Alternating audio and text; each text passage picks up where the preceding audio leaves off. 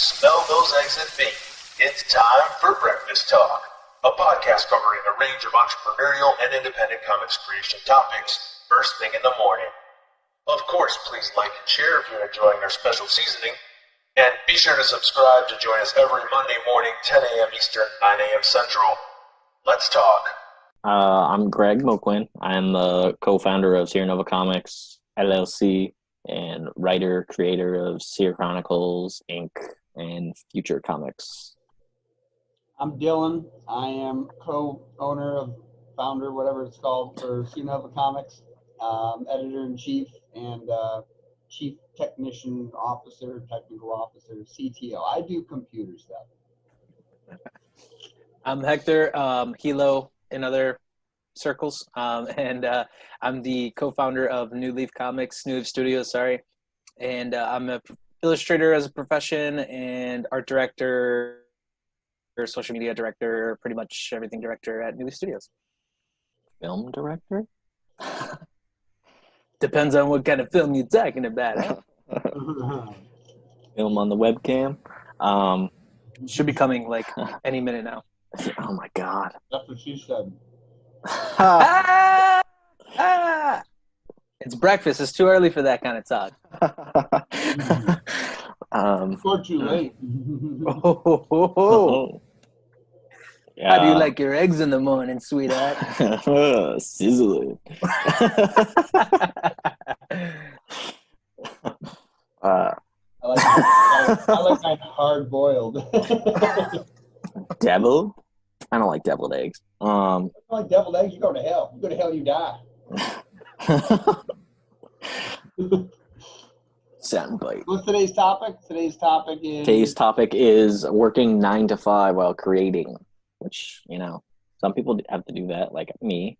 No, it's not a 9 to 5 job, but, I think most people probably have to do that. Yeah. Yeah.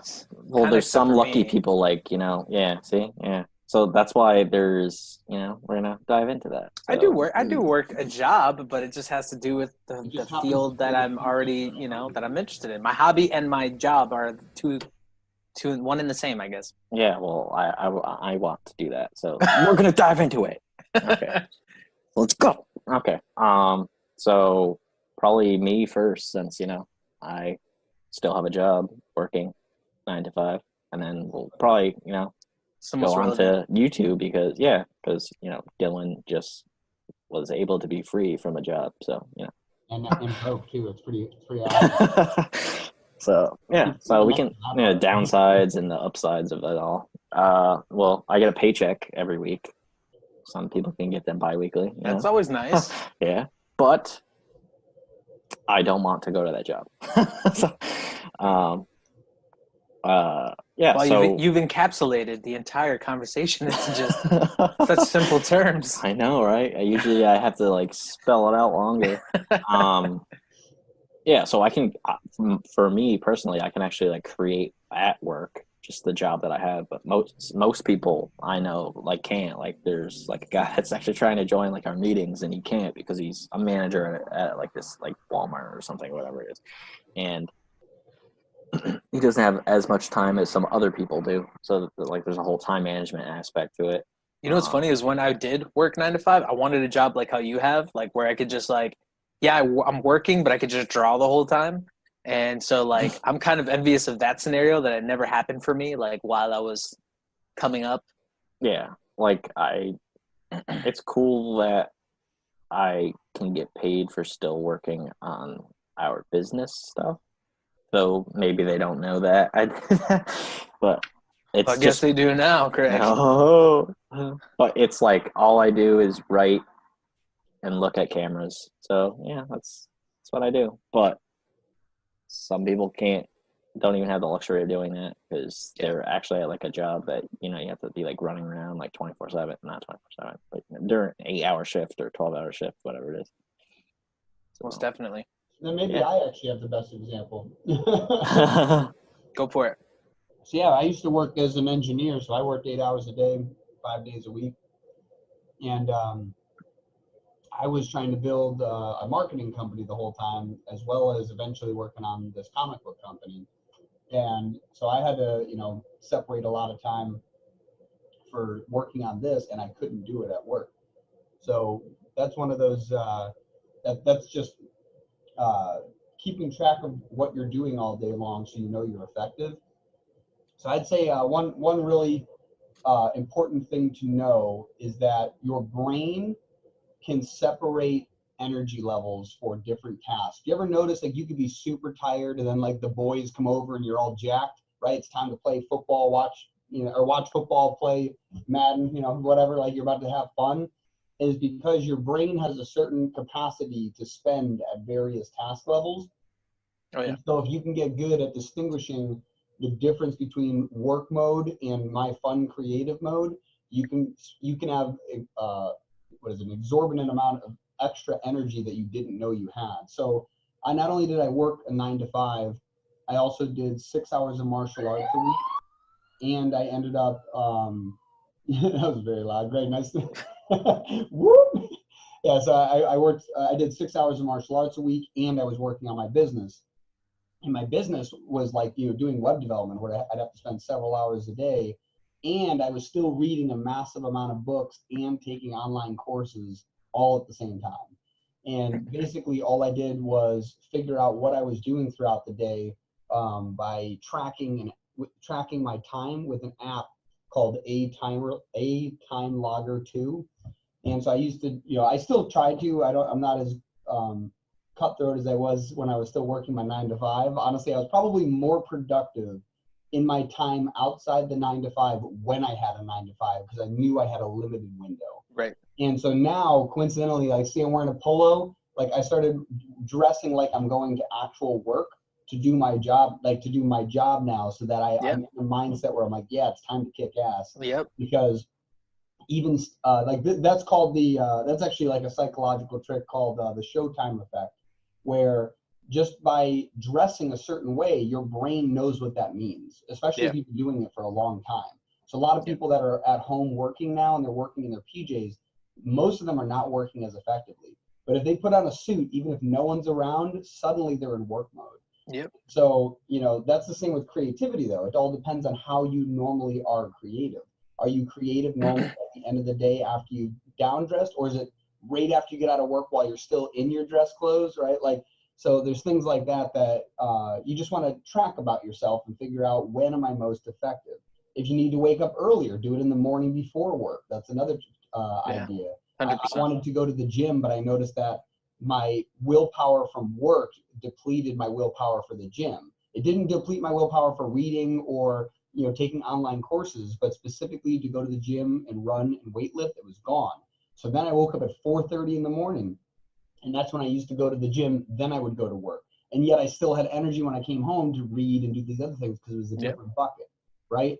And so for some people, like there's the family bucket, there's the work bucket, there's the creative bucket, and typically those aren't the same buckets. So if you set time aside, so like you get home from work and like say you hang out with your family for an hour, 2 hours, and then it's crunch time for work, and then maybe you say goodnight to everyone, you can really become hyper efficient at being creative, and not only that, when you get into a rhythm and a routine where after I'm done hanging with family, it's creative time, and you do that long enough, like even just a couple of weeks, for some people it's just a couple of days, you can get super productive in those modes, which is kind of what happened to me. Like, because I had martial arts after work, it wasn't right after work, it was a couple hours after work. So I got home and I knew, I only have this much of a window to take an online course and read if I'm trying to advance something or work on a client's project before I have to go to martial arts.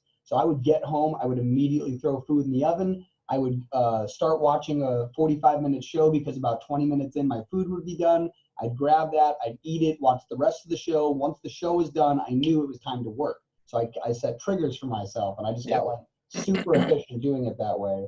And that's, if you're trying to, build something creative, but like you can't find the time, it's like, it's not the time, it's the triggers. You need to figure out how to set time aside, set a routine where you're going to do it. Let your whole family know you're going to do it so they don't disrupt you. I got my brother with a poster in his office, where his office, right? Because we're in a house, but in his music studio, there's a sign that says, "Don't bother Dylan between 9 to 2 p.m. or 9 a.m. to 2 p.m." And the reason why is I know in the morning, if I'm not bothered, I will do a very specific set of routines where I'll work out, I'll make breakfast, I'll sit down, I'll plan my day, and I'll crunch time for 4 hours. Yeah. And so that's something that if you know that about yourself, let your family know that. Set time aside, because that's the other thing too. Like they might be like, "Oh, I want to talk to dad or mom when they get home from work," and it's like, actually, if you let them know that 1 hour after work they get you for 2 hours, they'll actually be more excited for it. Just like that feeling right before you get on the plane to go on vacation, or right before you hop in the car to drive to a vacation spot, like that feeling is almost better sometimes than the vacation itself, because you know you get to do nothing, or you get to relax, or get to have fun, and it's like the anticipation. So you can actually build that every single day, and that's actually part of what gives you that new bucket of energy, because your mind's like, "Oh, it's time to pull from this bucket." Yeah, I totally agree. It's like how the buckets of different categories and stuff like that. That was definitely something that I went through as well. I mean, it was kind of a weird situation for me because I was working. I used to work in the pet industry, daycare, grooming, all types of stuff. So I would go there and front desk stuff. So the last job I actually worked was like a reception kind of position, which was just intensely boring for me because I learned that I am much more into being somewhere like a workplace when I have a physical activity to do. And it was definitely something like I had trained myself for a long time that after I was at work, I would just go home and draw. So it already kind of had that whole thing, like where after my physical activity, I would have my creative activity. So it was just something that was like, I guess slowly over time, it just helped me to be where I am now. But I actually ended up quitting my job, and then I was lucky enough to build myself up over about a year and a half's time, where my significant other was kind of paying the bills. So I was kind of just taking on freelance work where I could get it, design, illustration, all that kind of stuff while I was practicing. So basically like all day, my job was to get better at making art. And then the few jobs that I did have throughout that like work day, and then I would be in charge of like the household duties. So I knew at like say 5 o'clock, I got to make dinner. I got to do A, B, C, D, F, G. You know, I used to pick up my stepdaughter from school and bring her home, help her with her homework, make dinner, and then my wife would get home, and then, we'd do our whole thing from there. But yeah, having a schedule, like if you're jumping from the, if you're doing the 9 to 5 thing, which actually I'll get back to, because in the middle somewhere in that like year and a half, I was like doing, just my creative stuff. And then I was like, you know what? I need a job. And it was kind of like kismet, because my brother was like, he was working at like a factory, doing like ink tech stuff, whatever. But he was like, yeah, we work 4 days a week for 12 hours. So basically you get overtime with 4 days a week, you make overtime, 8 hours of overtime. So I was like, I'll do that, like 12-hour shifts. I can do it. So yeah, I was actually working a job in a factory where I would work 12 hours, and it was like physically demanding. I was working in the shipping department. So I would work myself, be super tired, and then I would still pick up my daughter from school, still make dinner. And then as soon as I put dinner in the oven, like you were saying, I would just jump into my creative mode. And then until I fell asleep, basically, my wife would get home, we'd hang out for a little bit. I'd do creative stuff. And that, like you're saying, that portion of time, I was still really productive. Like I still did get my artwork done. I still did, get whatever, like picked up my daughter every day, made dinner every day, did chores every day, still did my creative time. So it was just, yeah, having those different mindsets of like, this is my work time, this is this time, this is this time. And, when I first started my journey and I was not working, I was doing that like, 18-month period, that first initial one, my first thing that I did was I just researched how to be a good time manager, so like, and that was one of the main things that they were saying is like, if you're going to be working from home, you need to just like set it up like it's a normal work day. So like, if you would wake up at 5 o'clock in the morning normally, and then you'd have to you'd have to commute somewhere, then wake up the same way. Like, so you wake up at 5, and then instead of commuting, you just say, well, I'm going to work out, or I'm going to do, just replace those different time segments with honestly, the things you need to do. For some people, literally hopping in the car and getting out of the car is enough for your brain to reset. Well, one of the cool things that was for me, like that was like a really big plus for me and advantage for me, was like I had to walk my daughter to school because it wasn't that far. So like we would walk, and I would get out of the house. I would have to get dressed, get out of the house, get like that fresh air in the morning. And like I had a responsibility already, and immediately in the morning when I first got up, I knew I had to do something. So that was like super helpful for me. And it was kind of the same thing as like, again, having to actually get up out of your bed at a certain time, be active, and then your brain just starts working. And for me, when I walk is when I do like my best thinking. So it was like I would walk her to school, and then on the way back I'd be like walking super fast so I could get back to my desk because I just had so many ideas and stuff. But yeah, like transitioning or doing the 9 to 5 and then doing the creative thing, it is the tough thing. So I'm not going to like downgrade it or say like, it's not tough, but it's not impossible. And I think there's too many people that say like, because I have this 9 to 5, I can't do this. And it's like, no, you really can. You just have to have the mental like willpower to set yourself up in a positive way, hit those tasks and be task oriented. I would say one thing too about the willpower, because a lot of people, then what happens is they go, I guess I'm just weak willed, right? But right. I would say that coincidentally, like I do more work now. However, when I had a 9 to 5, my 4 hours after that were more productive than a 4-hour time zone now. Right. Like it takes me 6 hours to do what I used to do in 4 because I knew that I had a limited time schedule. And right. There's something called Pareto's Law, which is a time will expand to a task will expand to the time that you allot it. Right. Right. And so if you don't have a due date on something, that's usually what happens, right? For me, I set a goal and then I had a due date of completing a task, as opposed to like an arbitrary thing, like make a comic, right? It should be like create 1 page by the end by of this week. day. Yeah. Yeah. Yeah, absolutely. Or by the end of the month, however long it takes you. But the point is you want to have a due date for those things and then make it so that you have a limited time you're allowed to work on it.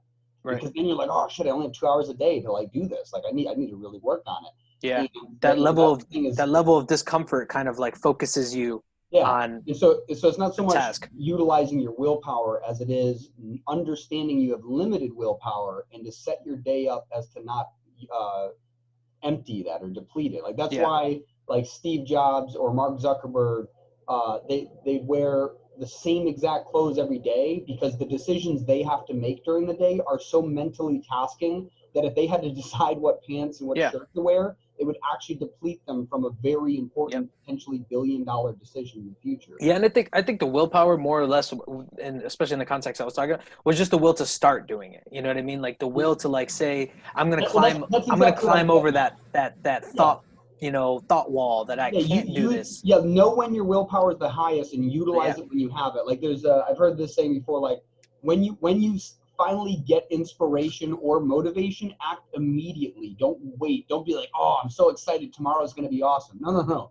Whatever you just got excited about, you should work on it right now so that you get used to motivation mean work. Motivation means work. No procrastination time. And one of the things too that like when I first started working from home was I like had to be strict with myself and like it sounds weird, but I used to reward myself like first, and I would be like, oh, you know what, I'm gonna do this one activity. Like I'll watch an hour of TV before I get started on my work, and I was like, why am I doing that? Like I literally had to rethink my whole process and be like, no, any of the things I want to do, like I'm like really like I have an urge to do them, I'm gonna put them last on my list, so that way I have to get through my whole day to get those rewards. Or like I used to space them out throughout time, like. But yeah, it was just something that like, it's one of those things like you think you're being productive and you're like, oh, I'm going to get it done after this, but you actually put yourself into this mode where it's like, again, it's your mindset. It's like your mindset of I'm relaxed now. So you don't want to start your day with like, I'm relaxed. Like you want to start your day with like, I'm productive and then be relaxed. Yeah. At work, I have 4 hours. I was actually counting how many hours I am productive, like on this business when I'm at work every day that I'm there. And it's actually 4 hours because I got 2 times I got to walk around the building and it doesn't take an hour to do that. They'll think that it takes an hour. It's not the biggest building in the world. And also this one floor is like really creepy. So I like run the entire time. But that's a story right there. Yeah. So, there was a point like in the beginning of this year from January to early March that I barely did anything. and it's because like January was like burnt out from just like the holidays, which I don't understand how that could be like a thing, but that is a thing for some people. And also like I was trying to do a bunch of stuff during December while it was supposed to be our time like we were gone from social media and everything. So we were supposed to be working on like a bunch of different things, but then like Dylan was like busy, like, you know, with his family and actually, you know, hanging out with his family. So, Yeah, I'm sure the holiday aspect of Yeah. when you decided to do it was kind of like you yeah, kind of cut into your productivity time with family time. yeah. So like, not to get completely off topic of that, but like, yeah, we're planning on doing that again, but December I'm not going to actually like do anything. I'll do like certain things, but I won't do like what I did last year because like it didn't work. So You like, torture yourself. yeah. So I'll just like relax compared I to know you, like, Greg. I know you. but yeah, at work. I was like Showtime was like free for like a little while in like Yeah. April or something, so I got to rewatch Dexter fully, and then it actually was like helping me because not to be a serial killer. It was helping me because I was about to write a serial killer comic, so Yeah. I was technically it was like research in a way. Yeah. And then I watched stuff on the on demand or whatever that's serial killer related for that. But yeah, so anytime I had an idea, because I actually get ideas while walking around. So when I'm walking around the building, I actually like have my phone on me. So like I'm writing in my notes app or whatever. So I was like, oh shit, that's like a really good idea. But yeah, so there's like a positive to like working 9 to 5 and then doing your like thing on the side. But Sure. what I want to do is like what you guys actually get to do is I get to stay home and work on it. Yeah. And I already know I will buy like a whiteboard that Dylan has in the background. Like I will actually buy a whiteboard and I'll Yeah, like mine's over write there. stuff down. Yeah, I'll actually write stuff down and put it on a wall somewhere if I'm still Yeah. in this apartment, because I am planning to like leave the 9 to 5 type thing overnight shift, whatever, to just do this because that's what I want to do. But Well, yeah, right now it's like I said, I do work, you know, but it's obviously just way more flexible. And especially because they're on the other side of the world, so yeah, their time like delay is quite different.